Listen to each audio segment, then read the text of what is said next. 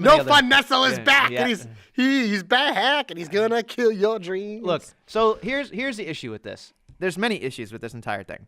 First off, we have the whole segment where Charlotte comes out and they're about to give her the championship, or maybe they're supposed to have a. No, I'm sorry. Beforehand, Steph comes out and does a thing about she has to sign the It's a Charlotte Becky match for the title. Yeah, which is funny. 2 SmackDown stars funny for a Raw title. Right. So that's the one thing where I'm like, whatever. I'll let that live. But here's the thing. Here's the thing that I would have appreciated or done, because this is the storyline that I would have appreciated. And this is where I start to align myself with our boy Billy, because it makes more sense to me. Is like, I told Billy exactly how I felt, but I'm starting to understand how he feels when I'm watching this, because it just doesn't make any sense to me. And I think they're trying too hard because they want this to work very, very badly.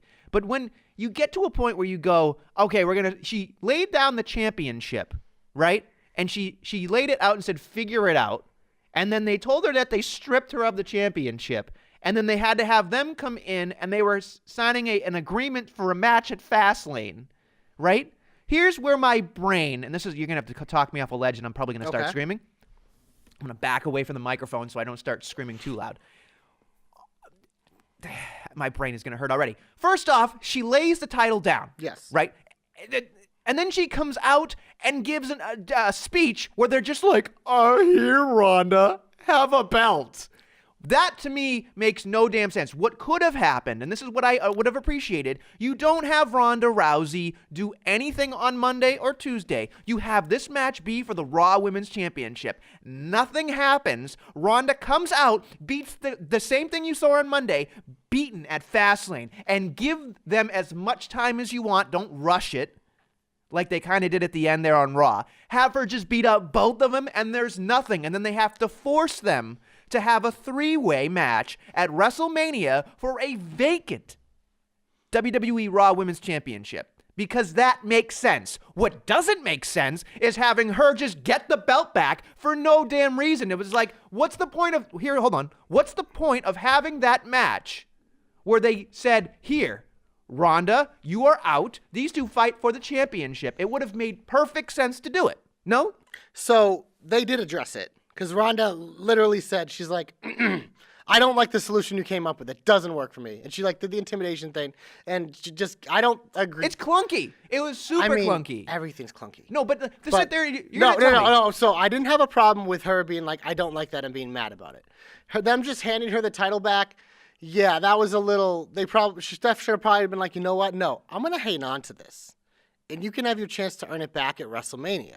Like, yes, I agree with that. I did think they were going towards... It was weird. Well, when they announced the match for the Raw Women's title, my expectation was Ronda's just going to come out and beat the fuck out of both of them. Yeah. So that was the thing that I expected. So they zagged a little bit. Sure, but that's great. But here's the other thing, too, is that you sit there and you're like, here's the championship.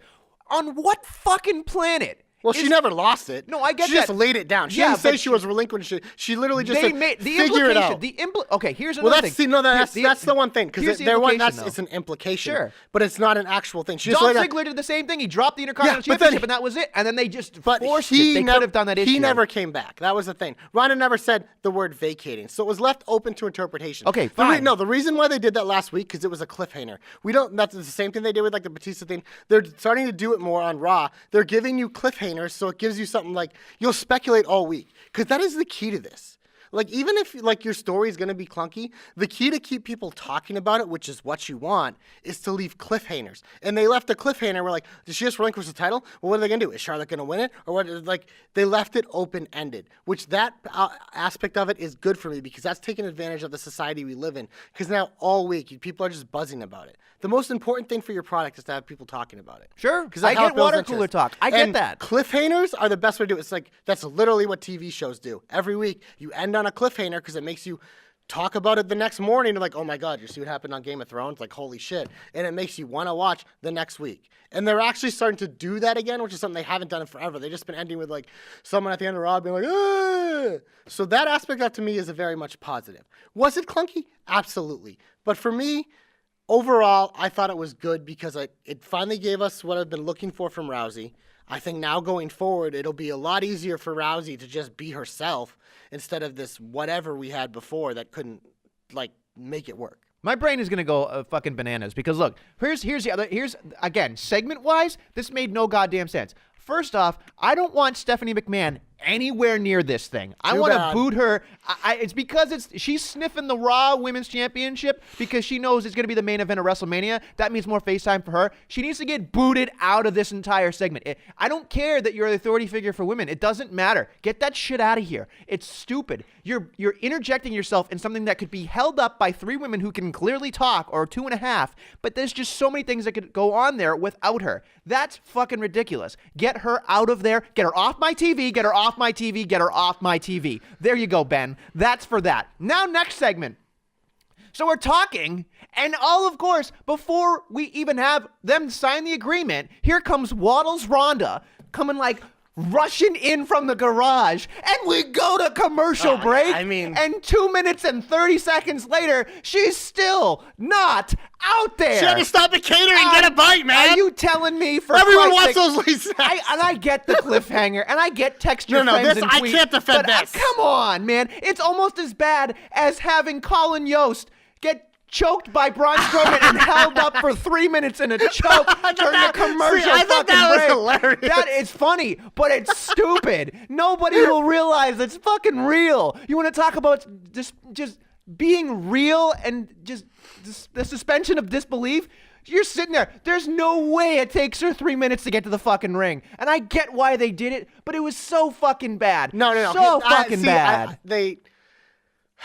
God damn it was bad. If they were going to do it like that to tease Ronda before the break, show a limo pulling up and her getting out. They do that all the time because then it's believable that she'd have to go through. Sure. But she was already in the hall. If that, I'm absolutely not defending. I was so pissed. That took a little bit of steam out. Absolutely. What is the point of the Royal Rumble match if she has to win back the whole point of being in the WrestleMania main event?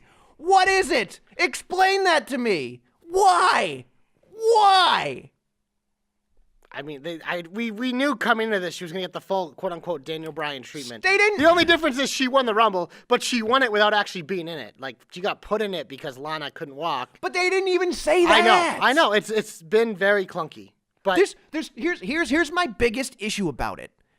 They're doing too much. They're killing it. They're taking something that we love and they're just beating it into submission. Here's honestly one of my biggest heats of the week.